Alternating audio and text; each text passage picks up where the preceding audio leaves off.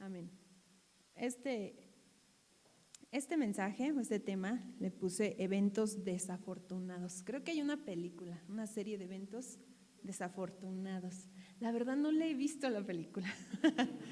La quise mencionar porque creo que hay muchos eventos desafortunados, ¿no?, dentro de esta película. Y dentro de nuestra vida, tal vez también hay muchos eventos desafortunados. ¿Saben? Conocer a Jesús es un encuentro personal, es un encuentro que no va a quedar así, es un encuentro que nos va a transformar. Se dice que si conocemos a alguna persona importante y la olvidamos, pues no perdemos mucho. Pero si conocemos a Jesús y lo olvidamos, lo perdemos todo. Originalmente esta carta a los filipenses no estaba dirigida a nosotros, fue dirigida a otra iglesia, en otro tiempo, en otras circunstancias, pero a través de esta carta Dios nos habla hoy, hermanos. ¿Sí? En esta carta hacia los filipenses no es como otras cartas donde Él está corrigiendo tal vez doctrina, donde Él está hablándoles y exhortándoles. Esta carta es más como un saludo, como de gratitud, de amor, ¿sí? Porque había una relación muy cercana entre los filipenses y Pablo. En la siguiente, hermana, aquí está la lectura. Está en otra versión, esta lectura. Dice: hermanos, quiero que sepan que en realidad lo que me ha pasado ha contribuido al avance del Evangelio. Es más, se ha hecho evidente a toda la guardia del palacio y a todos los demás que estoy encadenado por causa de Cristo. Gracias a mis cadenas, ahora más que nunca, la mayoría de los hermanos confiados en el Señor se han atrevido a anunciar sin temor la palabra de nuestro Dios. ¿Sí? Muchas veces pensamos que todo lo que nos pasa malo, decimos, ay, pues qué calamidad, ¿no? ¿Por qué nos pasa esto a nosotros? ¿Saben? El contexto de este tiempo donde fue escrita esta carta, se dice que fue en la provincia de Macedonia y eran romanos los que estaban ahí. Antes esta ciudad se llamaba Crénides. La siguiente, hermano. Significa lugar de las fuentes. Sin embargo, en el año 360 a.C., la conquistó un rey, el rey Filipo II, que fue padre de Alejandro Magno, y cambió el nombre a Filipenses. Por eso se llama así. El origen de esta carta es gracias a esta relación que les comentaba, que era muy fraternal con los hermanos de Filipenses. En verdad, Pablo los quería. ¿Sí han visto el inicio de esta carta? ¿Sí? ¿Lo pueden ver en sus Biblias? ¿Cómo dice? Pablo y Timoteo, siervos de Jesucristo, a todos los santos en Cristo Jesús que están en Filipos, con los obispos y diáconos.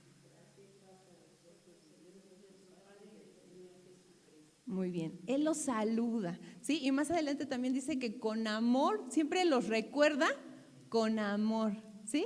¿Les gustaría que hermanos que han estado aquí nos escribieran una carta y nos mandaran y nos dijeran, los recuerdo con amor? ¿O ay, qué mejor que ya los olvidé y que ya me fui de aquí? No, ¿verdad? Que nos dijeran, los recuerdo con amor, pero porque hubo una relación. ¿Ustedes recuerdan a alguien que ya se fue con amor? ¿Sí? A ver, ¿me pueden mencionar a alguien? Al pastor Elías. Lo recuerdan porque apenas fue su cumpleaños, ¿verdad? Y estuvo por acá. ¿Quién más? El hermano Adrián, muy bien. A César. A Mimi. Muy bien. Entonces sí recordamos a muchos hermanos que han pasado por aquí con amor. ¿Y le han escrito una carta?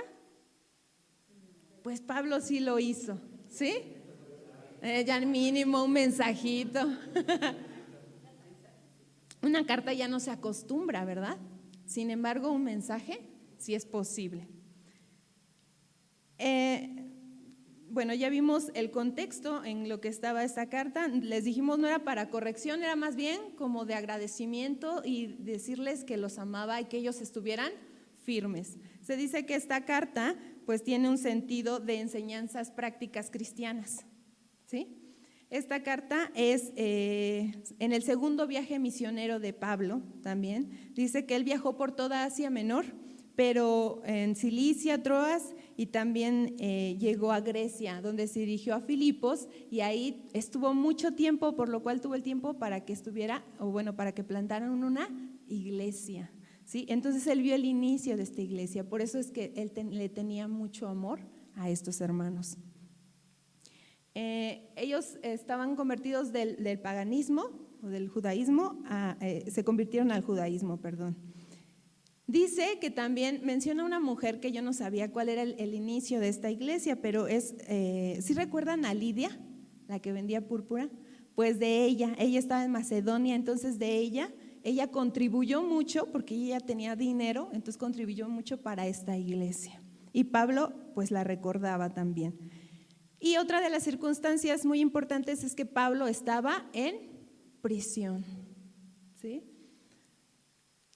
Ustedes cuando están en problemas, cuando están tristes, ¿se acuerdan de mandarles algo de ánimo o de amor a otros? ¿O quieren que se los envíen?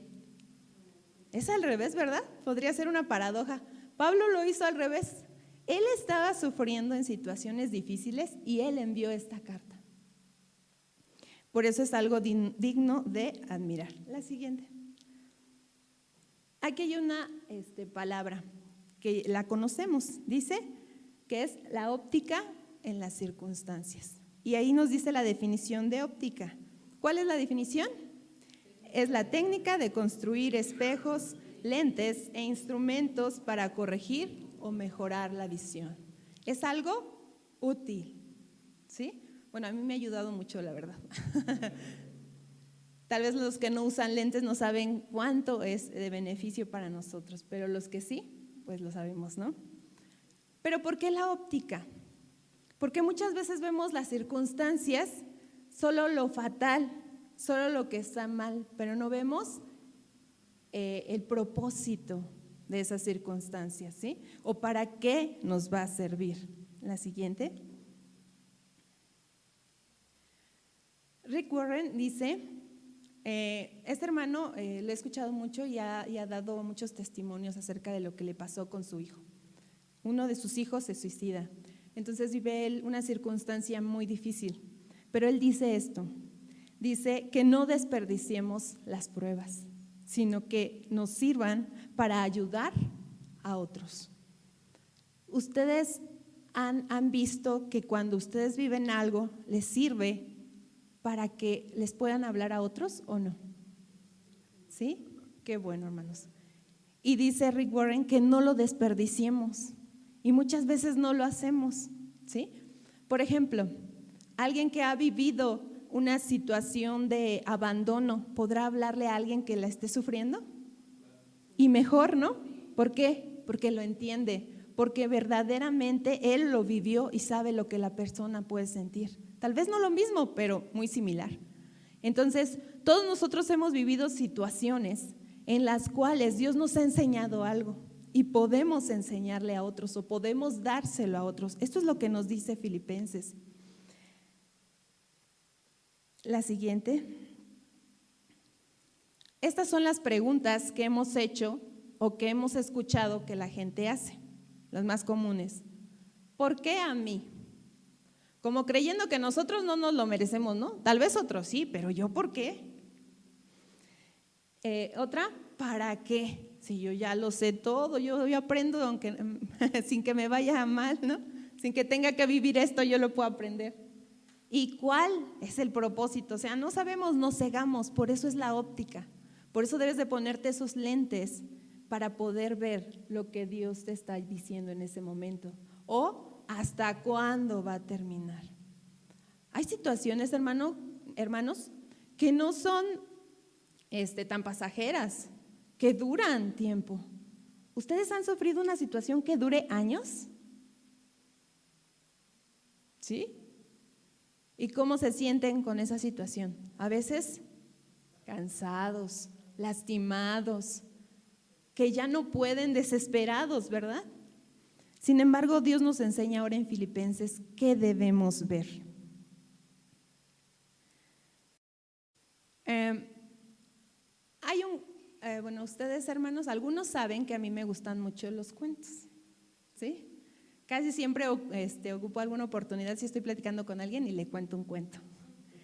Para mí los cuentos son muy bonitos y aprendo mucho de ellos, siempre tienen una moraleja para mí. Y les voy a contar uno en esta ocasión. Espero que les guste. Dice este cuento: en el lejano reinado de Cadriel había un anciano de barba larga y blanca. Se llamaba Longin. Él tenía sus modales muy cuidadosos, era muy sabio y sus palabras siempre eran amables. Por lo tanto, toda la comarca o toda la región donde él vivía lo admiraba, ¿sí? Y cuando vemos a alguna persona así, queremos que nos dé un consejo, ¿no? Queremos que nos diga y que nos hable algo. Pues así eran sus vecinos, siempre querían que él les hablara. Sin embargo, había pasado una tormenta y todos estaban tristes por él, porque se habían destruido sus establos y entonces todos sus caballos se habían ido. Y decían: pobre de ti, Longin, qué desgracia la tuya. Ahora ya no tienes nada, ¿cómo vas a subsistir? Y él solo, sereno y pensativo, les respondía: puede ser, puede ser. Sin embargo, al poco tiempo, el invierno trajo mucho frío. ¿Y qué creen? Todos sus caballos y las yeguas llegaron nuevamente al calor de su establo, pero no venían solas, venían preñadas y venían con más caballos salvajes. Entonces, todo el pueblo se alegró por él y entonces le decían: ¡qué alegría, Longin! Eres muy suertudo, mira, ahora no vienen tus yeguas solas, ya tienes hasta más ganado. Y él solo decía: puede ser, puede ser. Entonces, él tenía solamente un hijo. Este hijo empezó a trabajar con los caballos desde la noche hasta la tarde. Y él trabajaba mucho, su hijo, pero un día un caballo lo tiró y se fracturó brazos y piernas. ¡Oh, no! ¡Qué desventura para Longin! Ahora todo el pueblo decía: ¡ay, Longin, pobre de ti! ¿Qué vas a hacer ahora? ¿Quién te va a ayudar? Tu hijo, el único, ahora está postrado en cama. ¿Qué vas a hacer? Y él solo contestaba: pues puede ser que sea una desgracia. Entonces, después de un tiempo, se escuchó que hubo un conflicto entre otro pueblo vecino. Y entonces empezaron a llamar a todos los jóvenes para la guerra. Pero como el hijo de Longin estaba fracturado, llegaron los soldados y lo vieron, y al ver que estaba lesionado en cama, dijeron: no, pues no nos lo podemos llevar. Entonces, todos los del pueblo descansaron y dijeron: ay, qué bueno, no se llevaron a su hijo, porque pobre Longin va a quedar solo. Entonces le dijeron: qué afortunado, de verdad que la suerte te sonríe esta vez. Y él decía: puede ser, puede ser. Esto nos enseña, hermanos, a que a veces las circunstancias nosotros las podemos ver mal al principio, pero después al final son para otra cosa. ¿Sí les ha pasado que lo han notado como en este relato? ¿Sí? Bueno, y así le pasaron muchas cosas a este hombre. La siguiente. Entonces vemos esta palabra de nuestro Dios que nos dice: y sabemos que los que aman a Dios, todas las cosas les ayudan a bien. Esto es, a los que conforme a su propósito son llamados.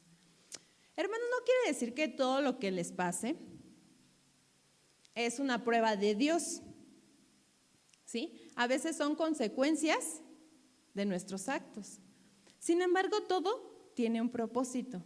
Pero el propósito, hermanos, no es para que ustedes sean felices, para que ustedes vivan bien, prosperen en todo y ustedes sean los únicos beneficiados. ¿Creen ustedes que ese es nuestro propósito de vida? O sea, ¿para eso estamos aquí? No, hermanos. ¿Sí? Tenemos otro propósito. Entonces vamos a ver unos fundamentos que nos van a servir, hermanos, para saber dentro de Filipenses lo que hemos visto, porque él decía en la carta, y me voy a regresar tantito al texto, dice: hermanos, quiero que sepan que en realidad lo que me ha pasado ha contribuido al avance del Evangelio. Es más, se ha hecho evidente a toda la guardia del palacio y a todos los demás que estoy encadenado por causa de Cristo. Gracias a mis cadenas, ahora más que nunca, la mayoría de los hermanos, confiados en el Señor, se han atrevido a anunciar sin temor la palabra de Dios. Ese es el fundamento principal. Dice, pero que sepan, Él les quiere decir, quiero que sepan que lo que me pasa no es tan malo, ¿sí? Porque en realidad sirve para esto. Entonces, el primer fundamento, hermana, por favor, es esta palabra. ¿Cómo dice? Reconocer. ¿Y alguien se acuerda de la historia de José? Todo lo que le pasó a José, ¿no? Y decíamos, oye, pero José, ¿cómo no lo querían, no? Sus hermanos, ¿qué pasó? Vamos a buscar Génesis 45 del 5 al 8. Le voy a pedir a alguien que lo lea, por favor. Y aquí él también menciona algo muy parecido a lo que está diciendo Pablo. ¿Qué dice José a sus hermanos? Génesis 45 del 5 al 8. Sí, hermano. Bueno. Ajá. Ahora pues, no se entristezcáis, yo soy José, vuestro hermano, el que vendisteis para Egipto. Ahora pues, ni os pese haberme vendido acá, porque para preservación de vida me envió Dios delante de vosotros. Pues ya había 2 años de hambre en medio de la tierra, y aún quedan 5 años, en los cuales ni habrá arada ni siega. Dios me envió delante de vosotros para preservaros posteridad sobre la tierra, y para daros vida por medio de gran liberación. Muy bien. Esto nos habla acerca de lo que Dios trajo, ¿sí? Para darnos vida. Entonces, todo lo que le pasó a José tenía este propósito. Dicen, no se pongan mal, no se avergüencen, dicen, no se entristezcan. Esto tenía que pasar. Pero muchas veces nosotros no lo entendemos así, ¿verdad? Mientras estamos en las circunstancias, ¿qué decimos? Pues nos lamentamos siempre, ¿no? Lo raro es que no nos lamentamos cuando pasa algo genial y tampoco preguntamos para qué es, ¿sí? O algo muy afortunado, hermanos, tanto eventos desafortunados como eventos afortunados. Debemos de preguntar para qué es, porque a José le pasaron esos dos. Ahora, ¿qué era cuando estaba con sus hermanos? Ahora era el segundo del faraón y él tenía la potestad de gobernar sobre todo Egipto, ¿sí? ¿Pero él lo utilizó para mal? No, al contrario, ¿sí? Entonces él sí sabía, por eso, porque él reconocía que Dios lo había hecho a través de sus hermanos. Él sabía que no lo habían hecho ellos porque se les ocurrió, sino porque ya tenía un propósito. Entonces eso debemos hacer nosotros, debemos de reconocer que Dios tiene un propósito para cada circunstancia y por eso debemos de tener la óptica correcta para verlo. El segundo es orar. ¿Y quién no conoce a Jonás? ¿Sí? Y la verdad que esto ocurre a pesar de nosotros, porque Jonás quería obedecer a Dios. Él prontito fue e hizo lo que él le mandó. No, al contrario, ¿verdad? Todo esto tuvo que pasar porque él dijo, ay no, quiso huir de Dios. ¿Y quién puede huir de Dios? Dice, si subiera en los cielos, ahí estás tú. Si en el Seol hiciera mi estrado, aún ahí estás tú. En el fondo del mar y muchas cosas. Entonces Dios está ahí. Por eso Jonás, en medio de todo esto, él hace algo. ¿Qué hace Jonás? Ora. En Jonás 1:3 lo dice. Si están ahí los versículos es para que los busquemos y podamos leerlo. Jonás 1:3. ¿Sí? Dice la palabra de Dios, Jonás se fue en dirección a Tarsis para huir del Señor. Bajó a Jope donde encontró un barco que zarpaba rumbo a Tarsis. Pagó su pasaje y se embarcó con los que iban a esa ciudad, huyendo así del Señor. Más adelante.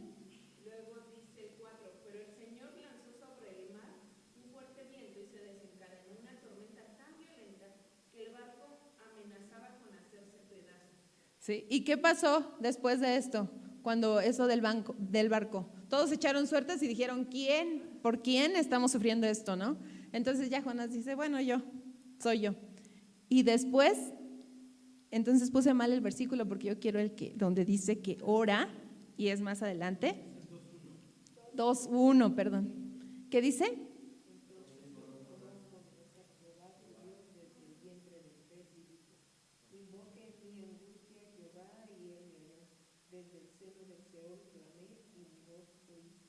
Invoqué a Jehová en mi angustia y Él me oyó.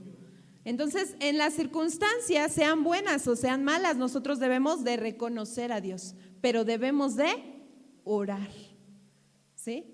Porque sabemos que Dios nos habla a través de su palabra, pero también a través de la oración. Entonces, nosotros debemos de hacer estas cosas, ¿sí? No es de, ay, bueno, luego lo hago ya que pase la tormenta. No, en ese momento. También debemos de reconocer en ese momento, hermanos, no desesperarnos y decir, ¿por qué a mí? ¿Para qué? Debemos de esperar en nuestro Dios, por eso debemos de orar. Y el tercer fundamento nos lo dice Daniel. Dice Daniel en el foso de los leones. Y aquí está la palabra, ¿cuál es? Confiar. Daniel 6 del 23 al 26. Daniel no tenía miedo, hermanos. Daniel no muestra ningún temor. Él nos muestra algo que va más allá. Él tiene certeza, tiene confianza en Dios. Y dice Daniel 6, 23 al 26. Fuerte, hermanos.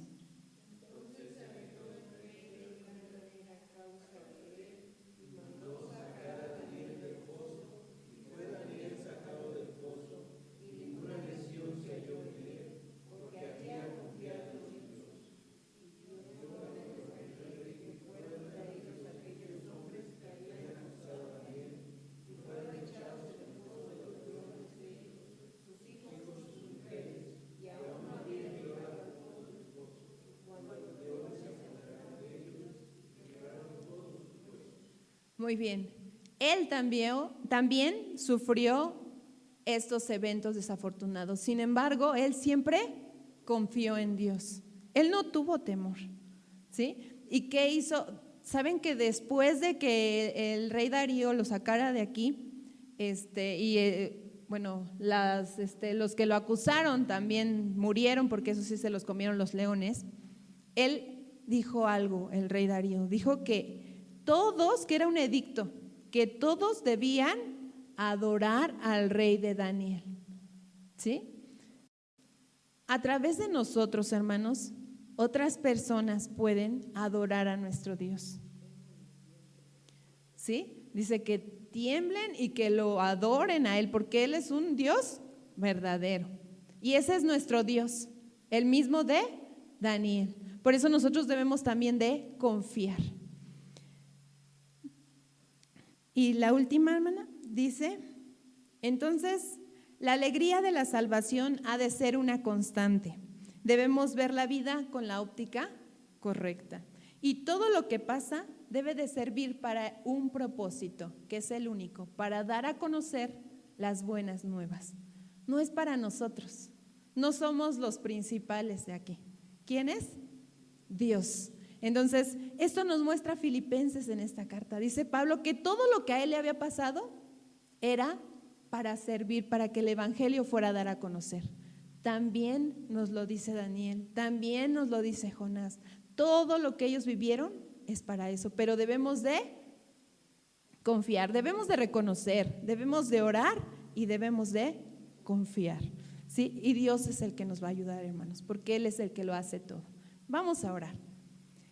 Padre Santo, sabiendo, Señor, que eres tú el único y que eres el propósito de nuestra vida, Padre, permite que en nuestra vida todo lo que hagamos, Señor, sea para que alguien más conozca de ti, para que en medio de nuestras dificultades, Señor, nosotros podamos ver, Señor, con la óptica correcta lo que tú nos estás diciendo, Señor. Permite que tu Santo Espíritu siempre nos guíe, Señor, para poder hablar a otros de ti.